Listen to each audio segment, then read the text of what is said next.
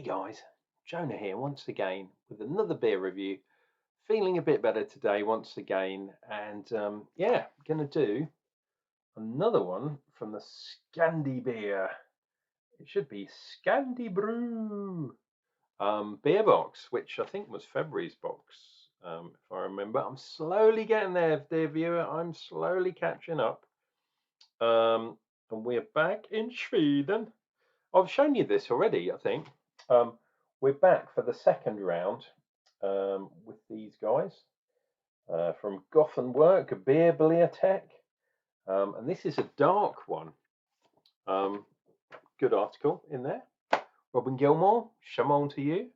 And I'm in my camera campaign for Real Ale top, which is pretty cool too.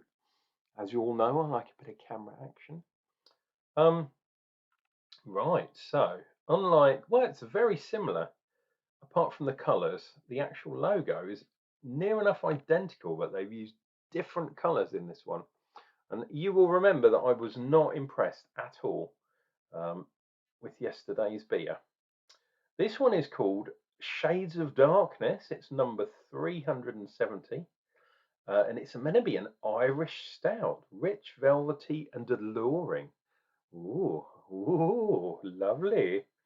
And there we go. There is the beer story for this one. 5% on the ABV, which is good. I did say I was going to look at that thing, but I forgot, so I haven't. Oh, we got wheat in there. Wheat in as well as the oats. Is wheat a thing that goes into Irish stouts? I don't think it is, but hey, never mind. And I've read some of the reviews of this beer already, and some people have said, oh, it's exactly like Guinness, which is kind of good in my book. But for a craft beer that costs, wow, that costs thousands of pounds, my God, what is it with this brewery and making well over carbonated beers? Did you hear that, dear viewer? Ridiculous. Right, let's hope it doesn't go everywhere. No. Okay, so it does smell like an Irish stout, which is a good start. I approve, dear viewer. Okay, I should have got the old stout glass, but I didn't think before I drink. What gets me into trouble, dear viewer? Do not copy me, because you will actually sod it. Follow what I do, make my mistakes. I dinna ken. Right, will that go up there, or will that be upside down? It'll be upside down. Will it work if I do it that way around? It might do. It might do. I'm always aware of where the ring pull is. And that is not. I'll do it that way around. There we go.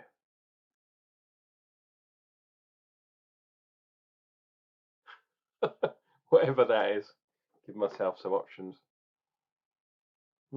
That smells proper roasty, which is good. And it's dark. Very dark. See what I mean? Actually, the carbonation's not as bad as it was yesterday. Maybe it was just, it built up in the can, dear viewer. Look at that. Fat. I can see, kind of. I can see clearly now. Lorraine has gone. Who's Lorraine? Finger's Head. It is not a nitro head, but those bubbles are very fine, which is good in my book. And it is a kind of creamy, tanny kind of head, which is good. It does look slightly reminiscent of a Guinness, doesn't it? It really does look like a Guinness, which is good. Maybe the head is a tiny bit dark. Usually Guinness, unless you're going for the proper bottled stuff, the original. So what have we got in here? We got Magnum, which I've spoken about Magnum before. It's basically a bittering hop. You can't really taste any hops in it. You don't need to, because these beers are all about the malts. So let's see what we've got in here. Special B, chocolate, golden naked oats, bit of pale ale, roasted barley, Munich in there, Maybe that's what they're saying the wheat is. Oat flakes, Marisota as well. Wow, they got pale ale malt and Marisota malt. Weird. And I'm reading this from the notes on Beer 52. So, we'll leave it up to your imagination. Is that correct or not? I think half the time they're not correct.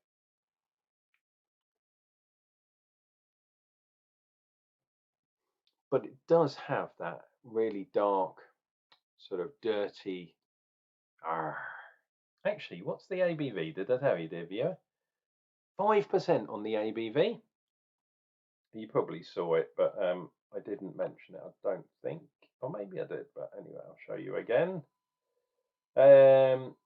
Watch out for those Swedish pregnant ladies. You can recycle it because it's made of metal. It's a little can, a dinky one. Right, cheers and beers to you, dear viewer. All health, down the hatch, bottoms up, and all that wrongness. Chin chin.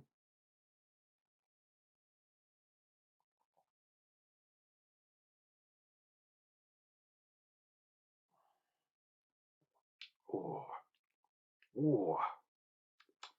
Dark roast, astringency, a little bit of coffee, and quite a bit of smooth coffee, not like a gnarly coffee. I was going to say it had a bit of sweetness to it, not the coffee, but the beer.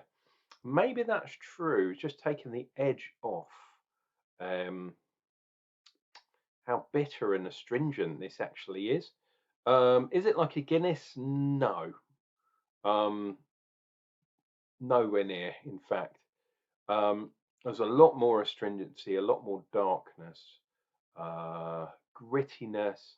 It's stronger than a Guinness at 5%. I don't know if you'd be able to taste the difference in the alcohol. Pardon me. Not bad at all. It's got a bit more oomph than a Guinness. It's still quite light though for such a dark beer, and with a lot of additions in there.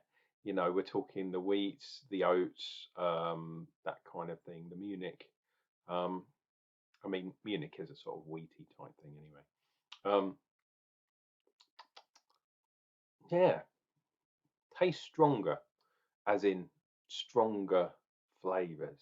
And I love a Guinness. If I can't get like a nice real ale, I'll often go for a Guinness.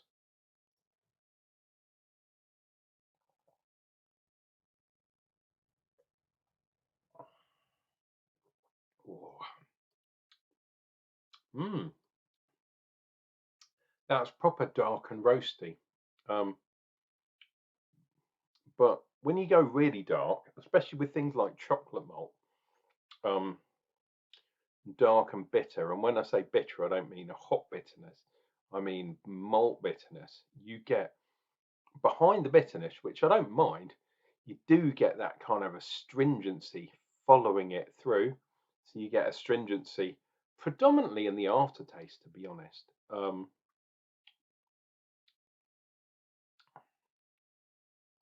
they could probably have done with more oats to make it a bit more creamy and disguise it a little bit more. It's probably got a few hops in there. Sorry, a few oats in there. Like they call it naked oats, but that just means just normal oats, basically.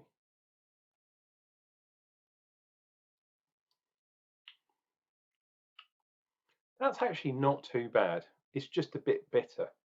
Um, and it's that bitterness that kind of sticks to the back of your teeth and the inside of your mouth. I'll probably be tasting this for a while, if you know what I mean.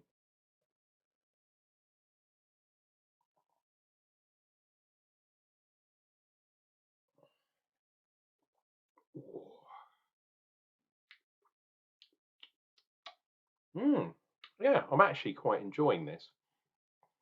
Just loses a couple of marks for that kind of astringency. But as a dry Irish, what have they called it? Just an Irish stout or a dry Irish stout?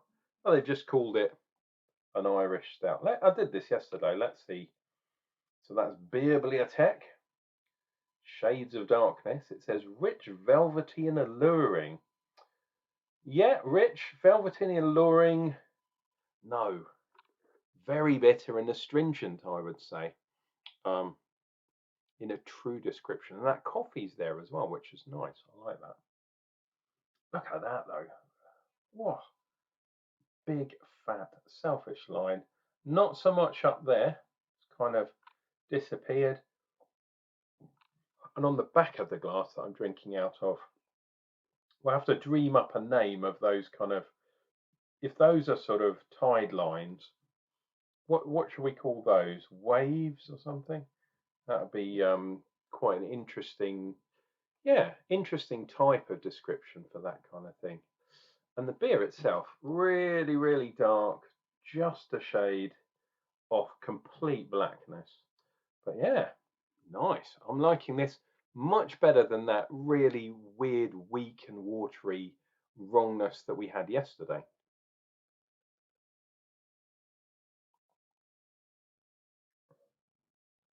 Whoa, there we go. That, yeah, that gets seal of approval from me.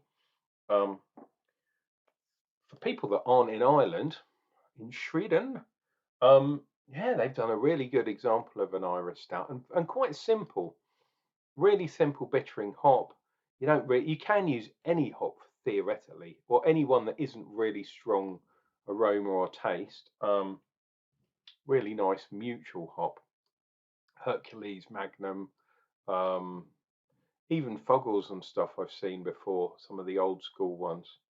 But it's all about the malts. I don't know if I would necessarily put the special B in. Yeah, it's kind of doing something there, but not a bad attempt. Guys, this has been your loving Uncle Jonah drinking beers, and today it's a good beer, so you guys don't have to, and learn from my mistakes. So if you can get hold of this one, Beerbliotek, Shades of Darkness, that is a very nice stout. Uncle Jonah will return with another beer review real soon.